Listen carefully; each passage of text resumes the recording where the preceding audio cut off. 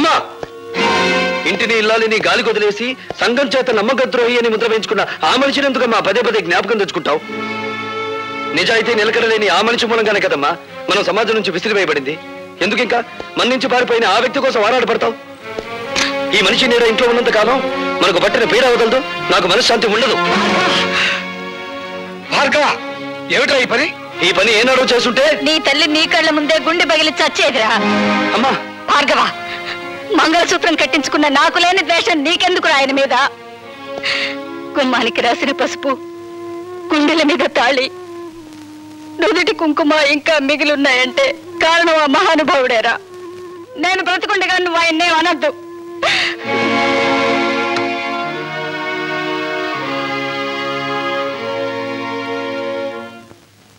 ఇంటర్వ్యూకి వెళ్ళావా? వెళ్ళాను. ఏమైంది? పవిత్రాణాయ సాధూనాం వినాశాయ చతుష్కృతాం ధర్మ సంస్థాపనార్థాయ సంభవామి యుగే యుగే. ఏమిటో ఈ పెద్ద పెద్ద శ్లోకాలు చెప్తున్నావు, ఏమిటి దానికి అర్థం? పాపం పడినప్పుడల్లా భగవంతుడు అవతరిస్తాడట. అలాగే అవినీతి రికమెండేషన్లు పెరిగినప్పుడల్లా మనబోటి వాళ్ళ ఉద్యోగ అవకాశాలు ఉష్కాకైపోతాయి. ఒక్క ముక్క అర్థం కాలేదు, ఏమిటి సరిగ్గా చెప్పు. నీ ఆటో తాళాలు ఎక్కడున్నాయి? ఎందుకు? ఉద్యోగం రాలేదని దేశాన్ని తట్టుకుండా నేను కూడా ఆటో నడుపుతాను. భార్గవ, ఆ మాట అనొద్దురా. ఈ కళతో నువ్వు యూనివర్సిటీలో గోల్డ్ మెడల్ తీసుకోవడం చూశాను. ఈ కళతో నేను గవర్నర్ గారు అభినందించడం చూశాను. అటువంటి ఈ కళతోనే నువ్వు ఆటో నడపడం నేను చూడలేనురా. వద్దు.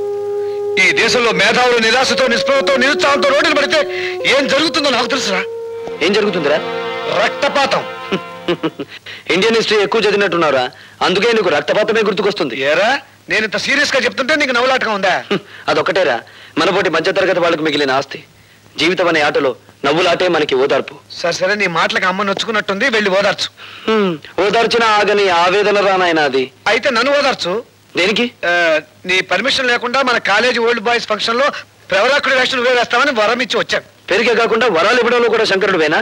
నేను వెయ్యను, పో. చంపేవు, పో. నా మాట విని నువ్వు వరుదిని వేషం ఏవే? వేస్తానే. ప్రవరక్షుడు ఎవరేస్తారు? ఇదిగో కొంతమందిని సెలెక్ట్ చేసి తీసుకొచ్చాం. ఇతని చూడు.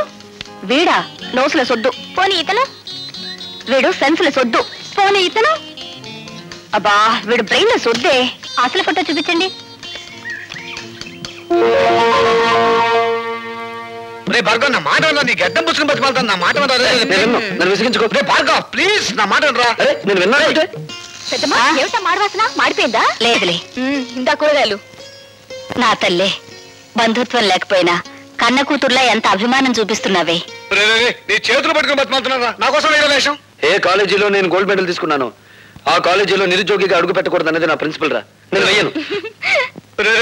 నీ కాళ్ళు పట్టుకుని బతిమాలుతున్నాను రా. నా పరువు పోతుందిరా. నా కోసం వేషం అయ్యరా. నువ్వెప్పుడొచ్చావు?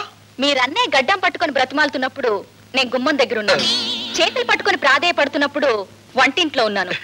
కాళ్ళు పట్టుకొని ప్రాధేయపడుతున్నప్పుడు ఇక్కడున్నాను. నా ఏకైక భార్య కదా, అలా చూస్తూ నుంచోపోతే నా పొజిషన్ తీసుకోవచ్చు కదా. అదేం అవసరం లేదు. అసలు అన్నయ్యని అడగాల్సిన పద్ధతులు అడిగితే ఎందుకు ఒప్పుకోడు? అడగాల్సిన పద్ధతి ఉంటుందా? వరోతిని వేషం ఎవరేస్తున్నారు మీరు అన్నయ్యతో చెప్పారా? ఎవరు వేస్తున్నారు? లత. లత అయితే ఒప్పుకుంటావా? చచ్చా, లత ఏంటి, పీత ఏంటి? ప్రిన్సిపల్సే. కరెక్టరా, కానీ టికెట్లనే అమ్మేశాను దేవుడు. టికెట్లన్నీ అమ్మేశావా? ఎందుకు? ఆటో మీద అప్పు తీర్చుకోవడానికి కాదురా, ఆ డ్రామా మీద వచ్చే డబ్బుని వికలాంగుల సహాయంతో డొనేట్ చేస్తున్నాం. ఓసారి ఇంకో. చచ్చా, బాగోదు, మావిడుంది. నేను లోపలికి వెళ్తాను. ఇంకొక పైన నేను తనాల్సిందే. ఇంత మంచి సదుద్దేశంతో ఏర్పాటు చేసిన ప్రోగ్రామ్ తెలుసుంటే ముందే ఒప్పేసుకునేవాడు కదరా. అంత గ్యాస్, ఇదంతా లత కోసమే. లత ఎవరే? ఆ అబ్బాయికి తెలివితేటలే కాకుండా ఫైన్ ఆర్ట్స్ లో కూడా ప్రవేశం ఉందన్నమాట. భార్గవ్ మీకు తెలుసా డాడీ?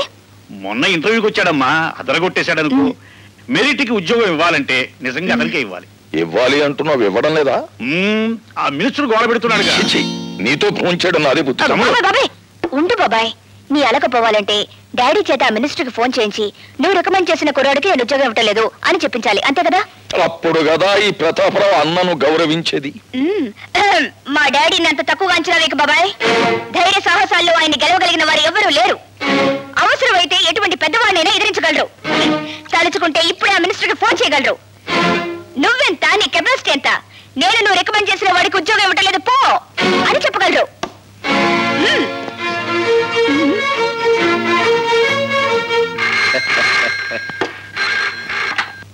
హలో, నేను భానోజీరావు మాట్లాడుతున్నాను. నీకు నూరేళ్ళ అక్షయ, నీ గురించి మాట్లాడుకుంటున్నాం.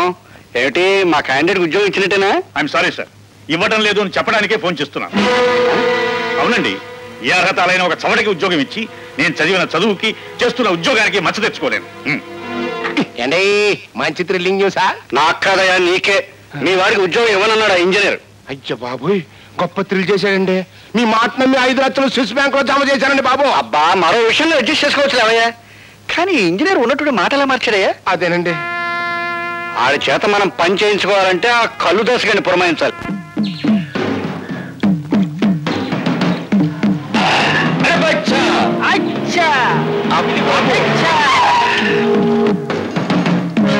నీ అమ్మ కడుపు బంగారంగాను. నువ్వు ఎక్కడ చచ్చావంటరా? నీ కోసం ఎత్తుక్కోలేక నేను చచ్చాను. ఏంటి గీత బుద్ధుడు అయిపోయావనుకున్నావా? మామిడి చెట్టు కింద కూకున్నావు. ఒక నాయాల్ని మర్డర్ చెయ్యాలా, అడిటే పోయి వెళ్తాడంట. అందుకే ఇక్కడ బీటేశా. అట్టగా రాజశేఖరం గారు కూడా నీకు చిన్న పని చెప్పారా? అది చేయగల సమర్థుడివి నువ్వేనంట. చెప్పు, చెయ్యా కాల మడ్ర. అంత పెద్ద పని కాదులేవో. మరి ఇంజనీర్ భానోజీరావు గారు లేరు, ఆయనతో ఈ ఫైల్ మీద ఒక సన్న సంతకం పొడిపించు. ఇలాంటి చిన్న పనులకెళ్తే ఈ కళ్ళు దాసు ప్రెస్టేజ్ అయిపోద్ది.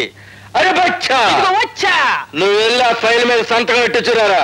నేను మడ్ర పనిలో ఉంటా.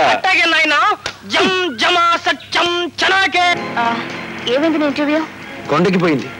రికమెండేషన్లు రాజ్యం చేస్తున్నంత కాలం నా బోటి వాళ్ళు ఇలా రోడ్లు సర్వే చేయాల్సిందే. ఆ చీఫ్ ఇంజనీర్ కనిపిస్తే కాలర్ పట్టుకోవాలనుంది. ఆహా, నాకు చీఫ్ ఇంజనీర్ గారి అడ్రస్ తెలుసు. నిజంగా కాలర్ పట్టుకుంటావా? చూపించు, చెప్తాను. ఏమిటి దౌర్జన్యం?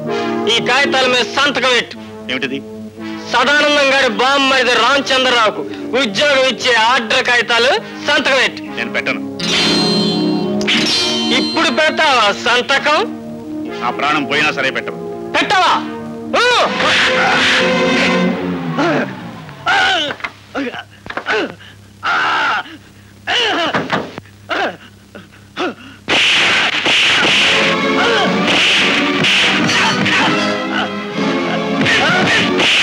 నేను చేద్దాం అనుకున్న పని వేరే ఎవరో చేసేస్తున్నారు. పదం. ఆయనే మా డాడీ. ఆశ్చర్యపడకుండా వెళ్ళి మా డాడీని కాపాడు. వెళ్ళు.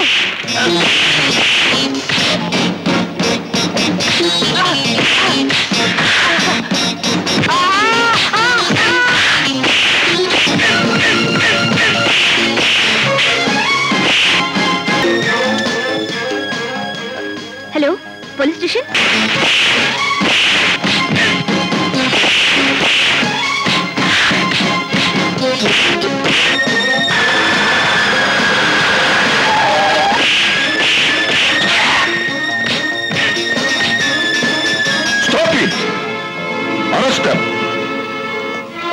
Thank God.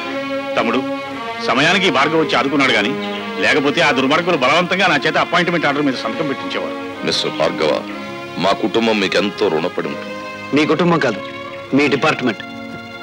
వస్తా.